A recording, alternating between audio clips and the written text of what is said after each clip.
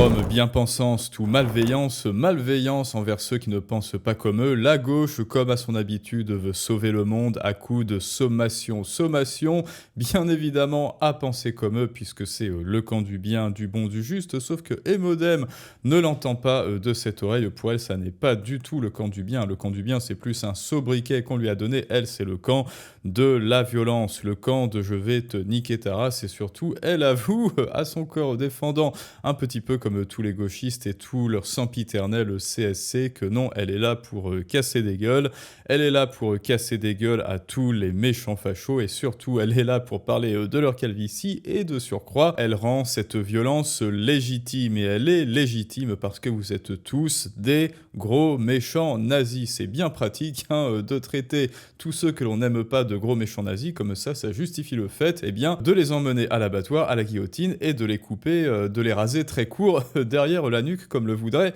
Emodem. Alors allons-y, les amis, voyons sa petite hypocrisie, son petit storytelling, qu'est-ce qu'elle nous dit ? Comment est-ce qu'elle nous le dit? Et comme d'habitude, comment vos geôliers vous font passer des vessies pour des lanternes, l'enfer pour le paradis? On voit ça ensemble, tout de suite. Alors qu'est-ce qu'on fait? Comme la séquence est très courte, on l'écoute en entier et après on commente. Les droitards pensent qu'on n'est jamais drôle. Ils pensent qu'on n'est jamais méchant aussi. C'est pour ça que ça les choque et qu'ils viennent dire « le camp du bien ». Frère, c'est vous qui dites qu'on est le camp du bien, hein. Ah, moi, je suis pas dans le camp du bien, moi, je suis dans le camp qui va te niquer ta donc non, genre, frérot, calme-toi. Personne ne se définit comme le camp du bien ici. Je ferai des blagues sur ton physique si tu es d'extrême droite, j'en ai rien à foutre. Je sais que ça va te toucher.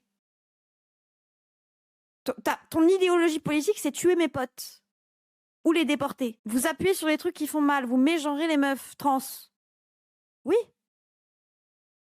Je vais vous taper. Et je vais vous taper là où ça fait mal. Je rassurerai mes potes les gauchistes qui ont une calvitie que je tape pas sur eux, mais je taperai sur la calvitie des droitards. Le physique de tes idées aussi.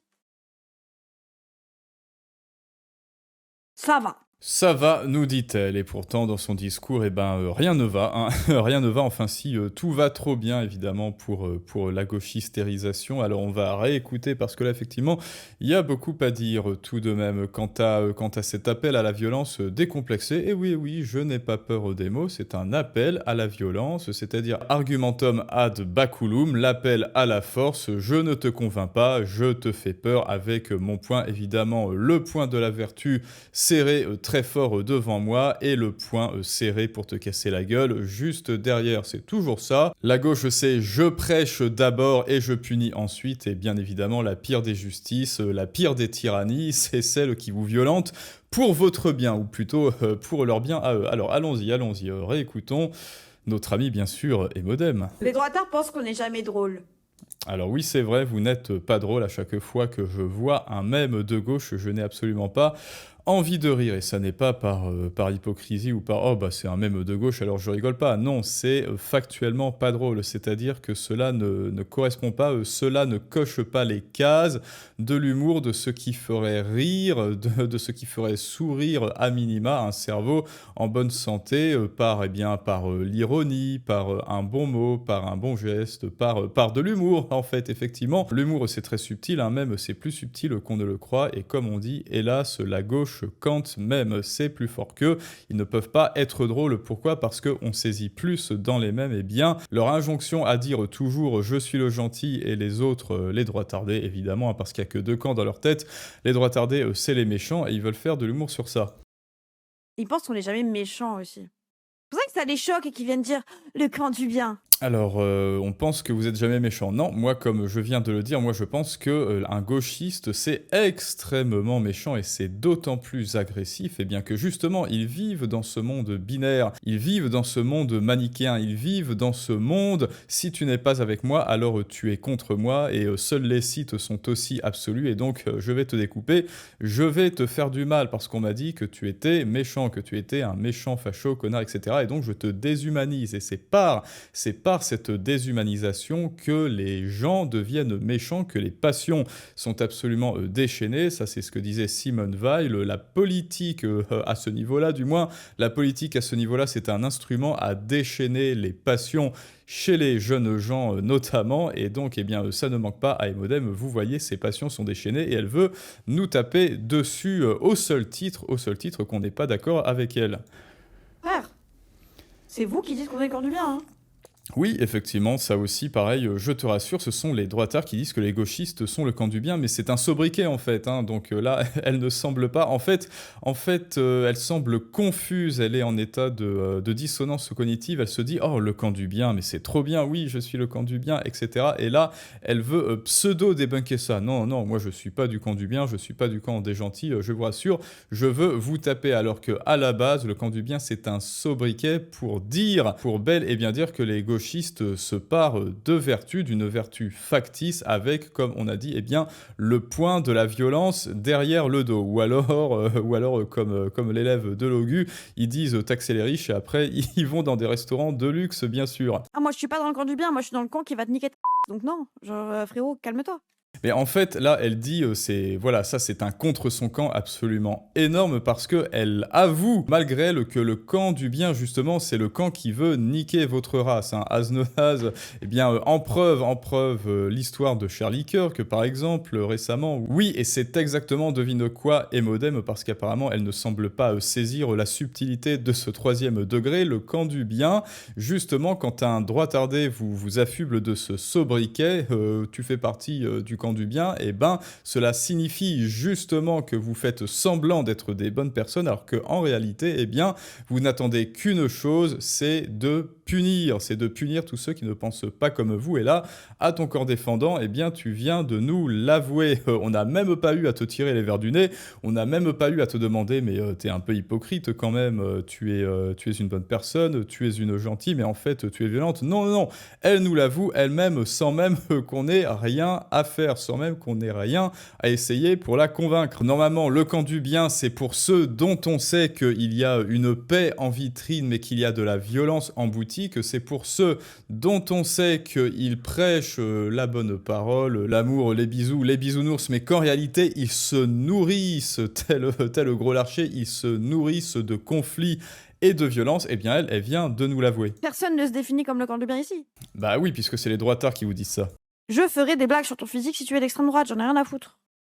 Je sais que ça va te toucher. Alors non, tu ne sais pas, tu n'en sais rien, tu ne connais pas les gens, je sais que ça va te toucher. En fait, bah là, pareil, ce qu'elle avoue malgré elle, c'est qu'on ne peut pas penser hors de son propre corps, hors de son propre esprit, on ne peut pas penser hors de son système de pensée, et très certainement que si elle dit ça, je sais que ça va te toucher, cela signifie que les attaques sur le physique, eh bien, ça va la toucher personnellement, ce qui ne m'étonne pas du tout d'une Vanessa, nom de code, Emodem. Et comme elle ne peut pas penser hors d'elle-même, hein, ce que font la plupart des gauchistes, eh bien, par projection de mode de pensée, elle se dit « Haha, si moi j'insulte sur son physique, eh bien, comme ça va me toucher moi, ça va le toucher lui. » Et ça, pareil, c'est complètement inconscient, et elle nous l'avoue bien malgré elle. C'est quand même bien pratique, hein, le fait de les faire accoucher de leurs idées, c'est quand même de l'extra-maïotique, quelque part, on les fait accoucher de leurs idées, mais sans que l'on soit là, parce qu'en réalité, ils le font eux-mêmes, ils accouchent eux-mêmes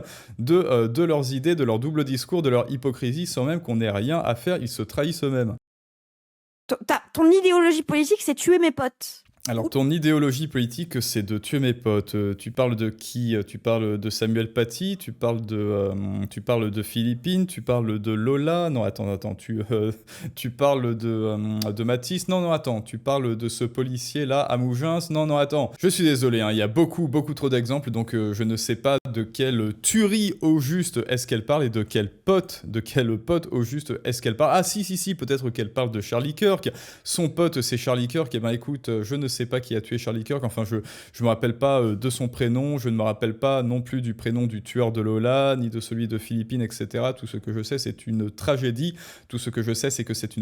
mais quelque chose me dit que non, en réalité, elle ne parle pas du tout de ces potes-là, et que eux, en revanche, Charlie Kirk, par exemple, s'il a été tué, hein, voilà, tu as tué mon pote Charlie Kirk, et ben en fait, ça, c'est tant mieux, ça c'est juste, et pourquoi? Et ben parce que ça n'est pas mon pote. En fait, c'est ça, Dès lors que cela ne fait pas partie de leur cercle socio-idéologique, eh bien, rien à foutre qu'ils meurent. Ils ne pensent pas comme moi, cette personne ne pense pas comme je pense moi, donc c'est hors du centre de mes émotions, alors, de mon centre idéologique, alors il peut crever la gueule ouverte. Les déportés. Vous appuyez sur les trucs qui font mal, vous mégenrez les meufs trans.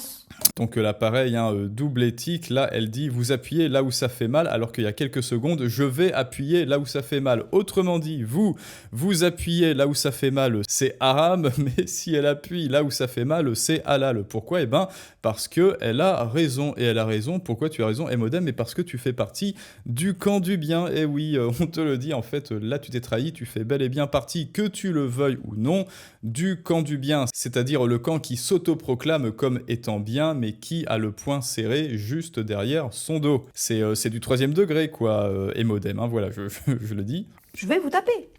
Voilà, Et je vais vous taper là où ça fait mal. Ok, alors maintenant, imaginez que moi je dis Emodem, écoute, tu ne penses pas comme moi, voilà, tu es une énorme gauchelarde, donc je vais te taper, je vais te taper.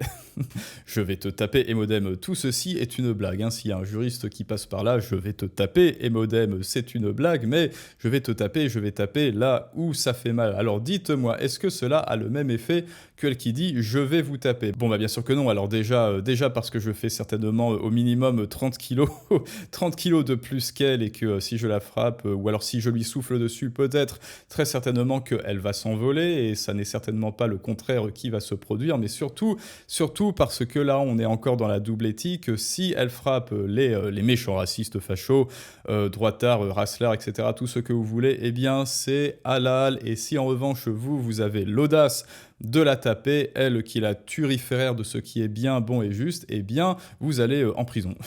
Amende.